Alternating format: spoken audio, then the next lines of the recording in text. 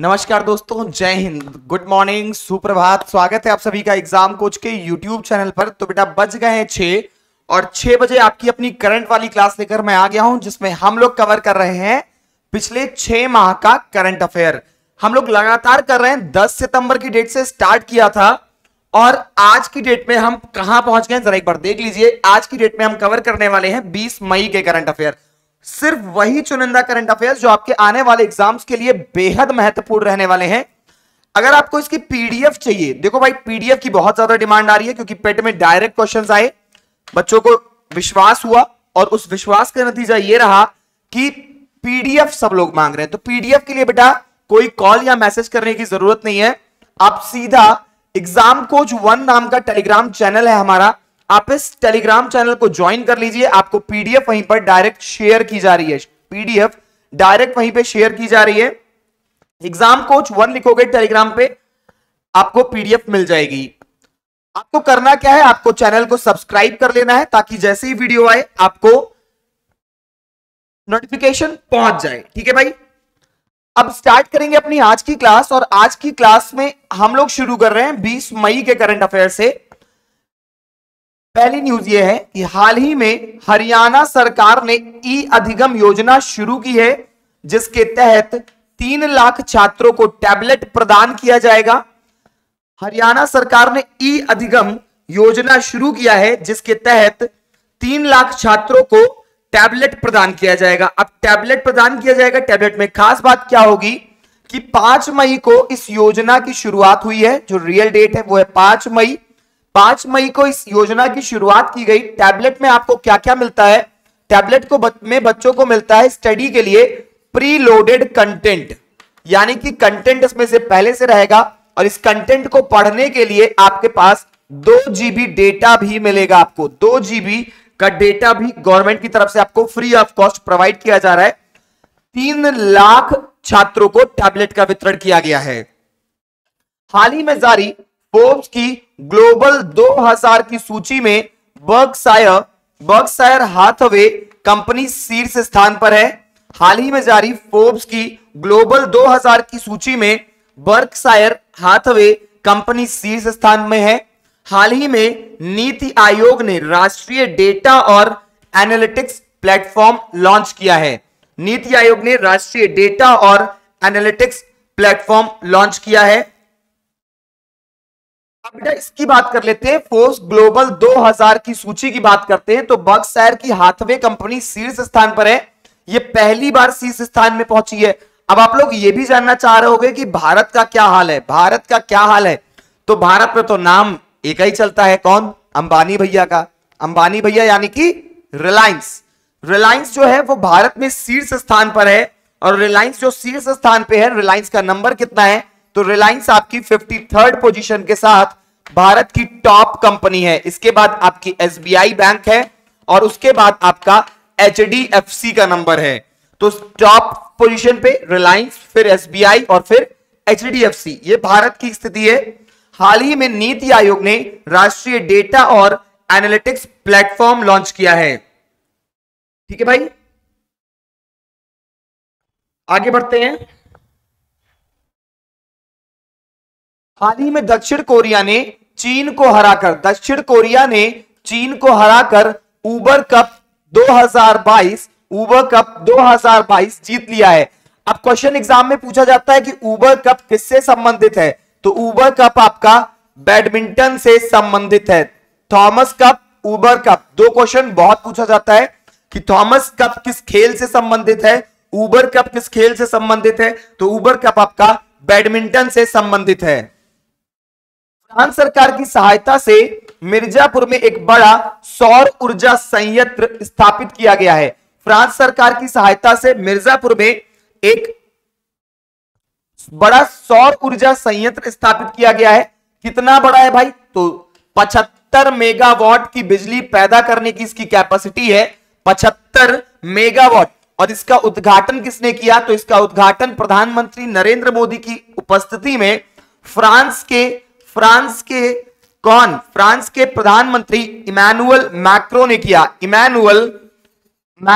किया है। अपनी वाराणसी की यात्रा पे जाते वक्त थोड़ा समय उन्होंने दिया था मिर्जापुर को, और मिर्जापुर में उन्होंने इसका शुभारंभ किया है। ठीक है, 75 मेगावाट बिजली का उत्पादन करेगा ये। 19 मई की बात करते हैं। मई 2022 में संयुक्त राष्ट्र मानवाधिकार परिषद में रूस के स्थान पर चेक गणराज्य को चुना गया। अब ये बताइए कि चेक गणराज्य को रूस के स्थान पर क्यों चुना गया, ये क्वेश्चन आता है। तो बेटा ये जो संयुक्त राष्ट्र मानवाधिकार परिषद है, इसने रशिया जो कि आपका रूस हिंदी में बोलते हो, रशिया को यूक्रेन पर हमला करने के बाद इस परिषद से निलंबित कर दिया। मानवाधिकार परिषद से यूएन ने रशिया को निलंबित कर दिया था जब इसने यूक्रेन पर हमला किया, आक्रमण किया, तो इसकी सदस्यता हो गई रद्द।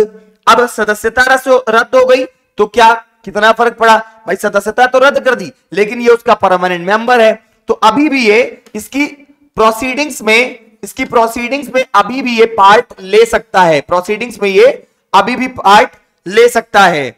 तो हालांकि रशिया को मानवाधिकार परिषद से निरस्त कर दिया गया था, निलंबित कर दिया गया था, लेकिन अभी भी ये पार्ट उसमें ले सकता है।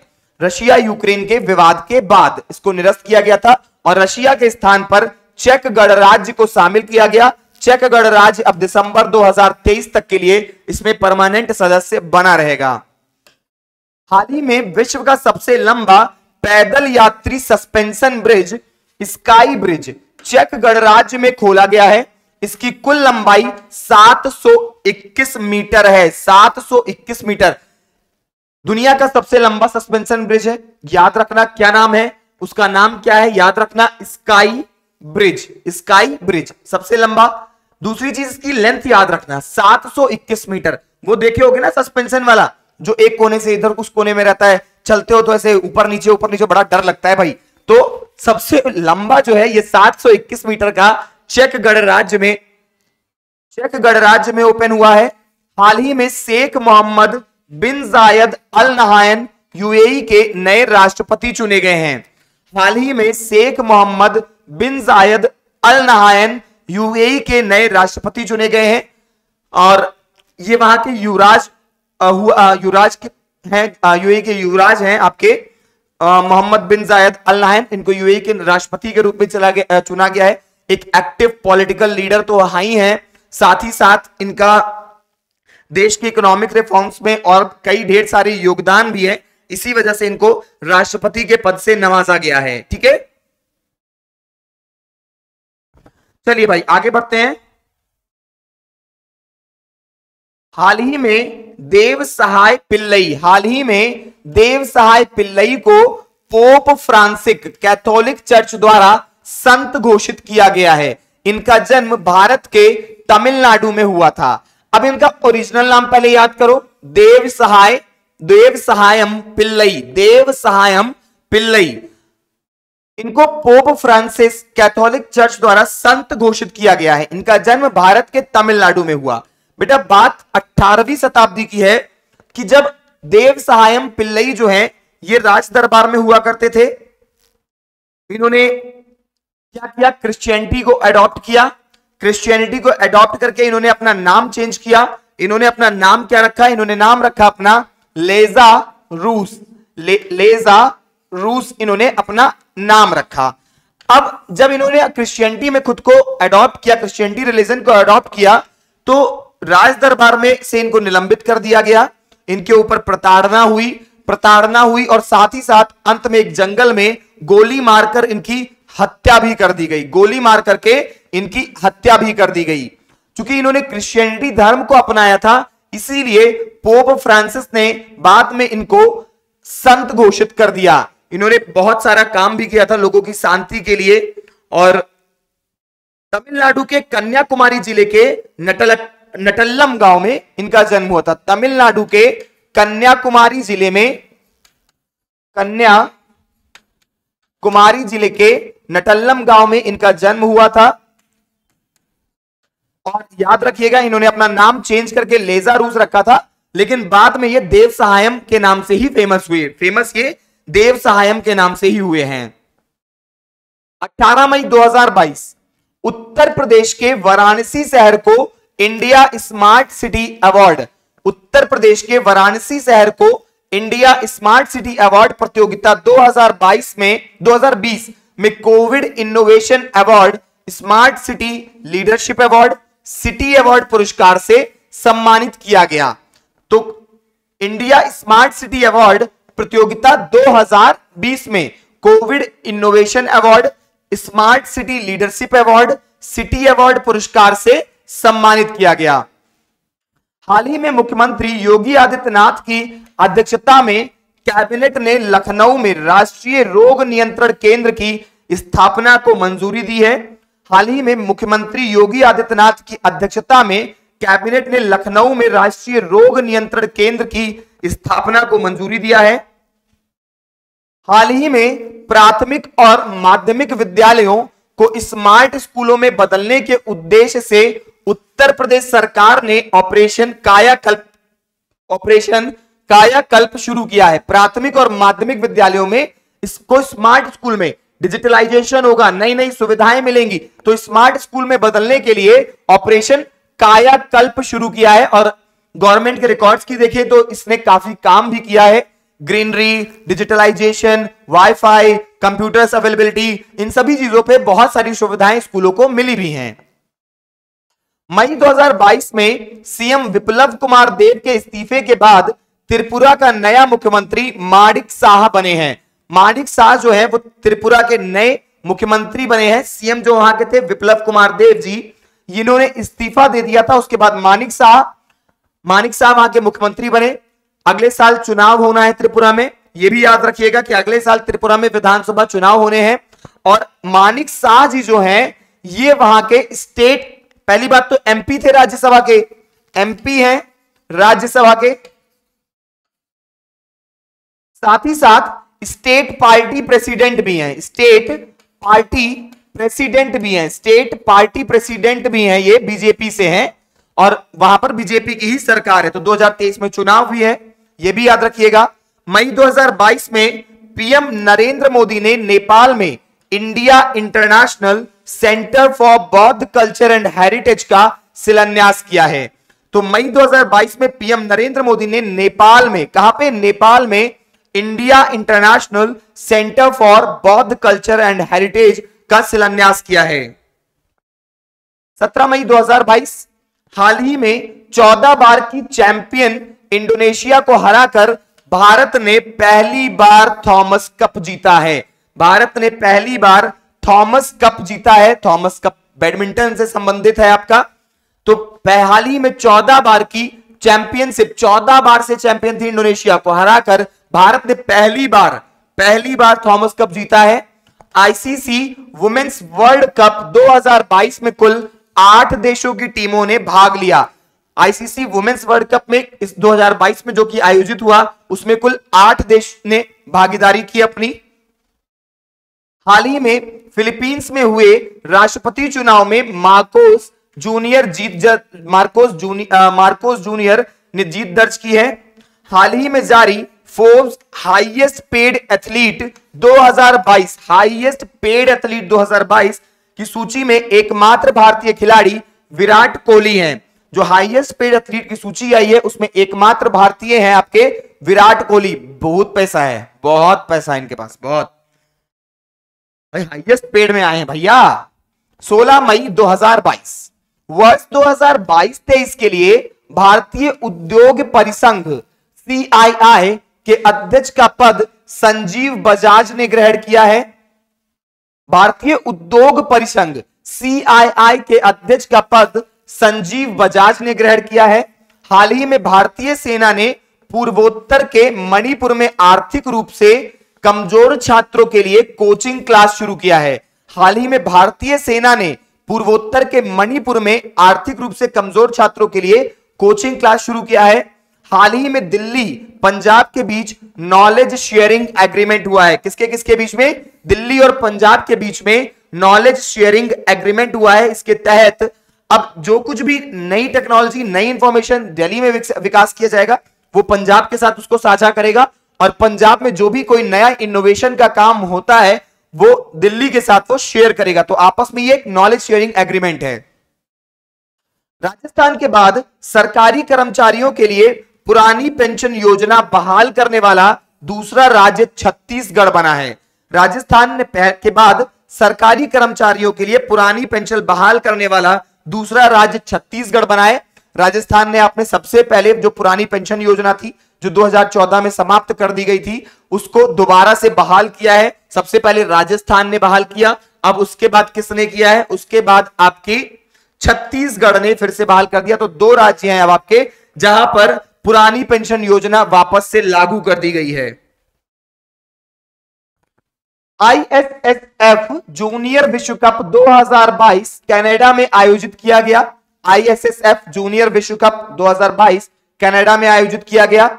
हाल ही में खबरों में रहा चक्रवाती तूफान आसानी का नामकरण श्रीलंका ने किया है। आसानी का नामकरण किसने किया? श्रीलंका ने किया। संयुक्त राष्ट्र शांति सेना में सबसे बड़ा योगदान देने वाला देश बांग्लादेश है। संयुक्त राष्ट्र शांति सेना मतलब वो देश जो सबसे ज्यादा, जहां की आर्मी, जहां की मिलिट्री, जहां की सेना सबसे ज्यादा शांति चाहती थी, तो शांति सेना में सबसे बड़ा योगदान देने वाला देश कौन सा बना है? तो आपका बांग्लादेश बना है। 15 मई 2022 की बात करते हैं। हाल ही में देश के पहले जैविक कचरे से चलने वाले ईवी चार्जिंग स्टेशन का उद्घाटन मुंबई में किया गया। तो जैविक कचरे जो बायो वेस्ट है आपका, बायो वेस्ट से चार्जिंग स्टेशन का निर्माण किया गया है। पूर्णतः बायो वेस्ट पे ही आधारित होगा। ईवी चार्जिंग स्टेशन का उद्घाटन मुंबई में किया गया है। मई 2022 में रेलटेल ने पीएम वाणी योजना पर आधारित अपनी सार्वजनिक वाईफाई योजना 100 रेलवे स्टेशन पर शुरू किया है। पीएम वाणी योजना पर आधारित अपनी सार्वजनिक वाईफाई योजना 100 रेलवे स्टेशनों पर शुरू किया है। किसने शुरू किया है? रेलटेल ने शुरू किया है। हाल ही में सिंधु सभ्यता स्थल राखीगढ़ी से भारतीय पुरातन सर्वेक्षण ने खुदाई के दौरान 5000 साल पुरानी आभूषण की फैक्ट्री की खोज की है।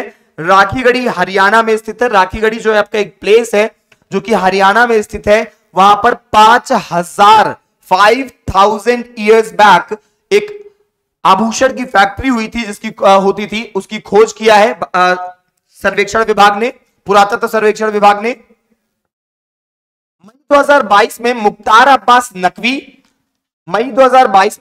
अब्बास नकवी और उत्तर प्रदेश के जल शक्ति मंत्री स्वतंत्र देव सिंह ने पटवाई रामपुर में देश के प्रथम अमृत सरोवर का उद्घाटन किया। पटवाई रामपुर में देश के प्रथम अमृत सरोवर का उद्घाटन किया है। 14 मई 2022 भारत ने वैश्विक रूप से अनाज की बढ़ती मांग के बीच वित्त वर्ष 2022-23 में रिकॉर्ड 10 मिलियन टन गेहूं के निर्यात का लक्ष्य निर्धारित किया है।